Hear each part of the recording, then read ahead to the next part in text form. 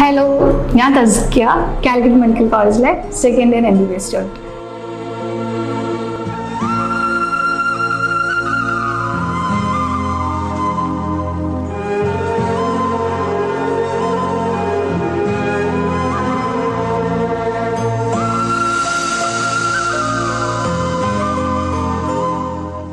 ആ വർഷം എക്സാം ഹോളെന്ന് അതിൻ്റെ മുന്നത്തെ വർഷം കരഞ്ഞോണ്ടിറങ്ങിയ ഞാൻ പിറ്റേ വർഷം ചിരിച്ചോണ്ടിറങ്ങി ഈ മനുഷ്യൻ്റെ മുന്നിലേക്ക്.